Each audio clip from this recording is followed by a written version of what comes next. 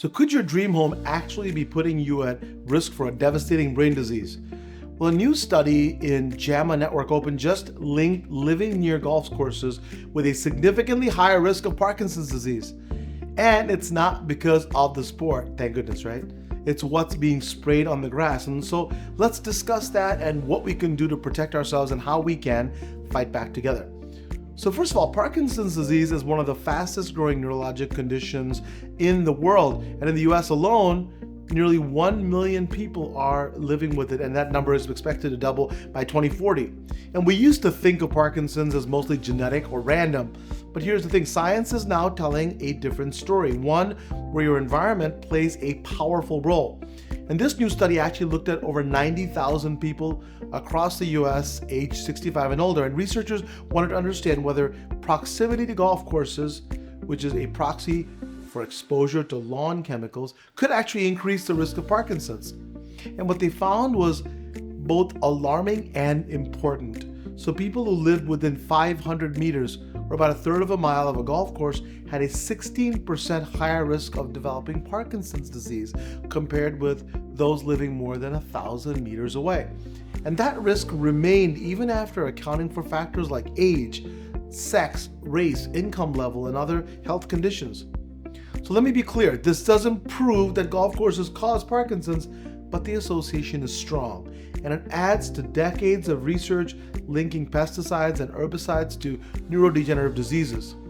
One of the key concerns here is the class of chemicals used to maintain those pristine green lawns. Many golf courses regularly apply compounds like organophosphates and chlorpyrifos, paraquat, and glyphosate. These are chemicals that have been shown in previous studies to damage the nervous system, increase inflammation, and disrupt the gut-brain axis. In fact, paraquat has been linked to a 2.5x increased risk of Parkinson's in farm workers.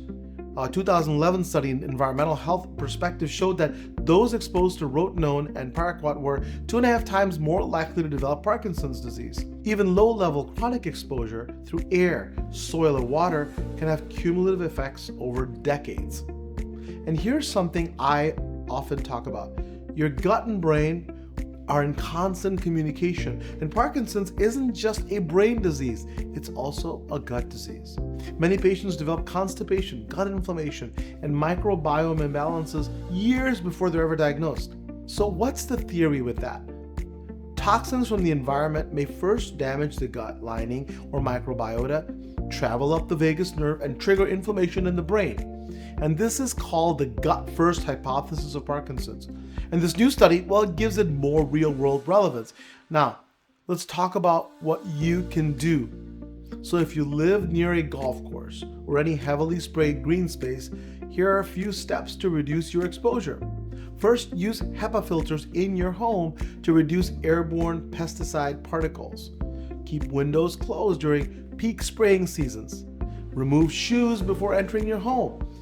This alone can cut pesticide residues indoors by 60%. Also, remember to eat an antioxidant-rich diet with cruciferous vegetables, turmeric, berries, and leafy greens. Nutrients that really help your body detoxify and protect neurons. Support your gut microbiome with prebiotic fiber, fermented foods, and if needed, medical-grade probiotics. This study should be a wake-up call for all of us, not just as individuals, but as communities.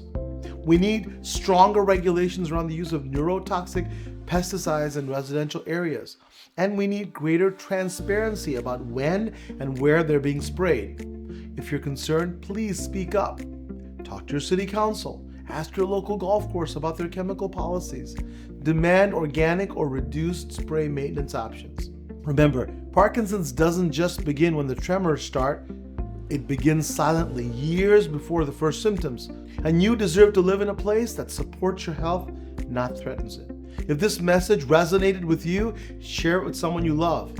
Please comment below if you have a story or question, and subscribe to stay informed. Because the more we know, the better we can protect ourselves, our families, and our communities.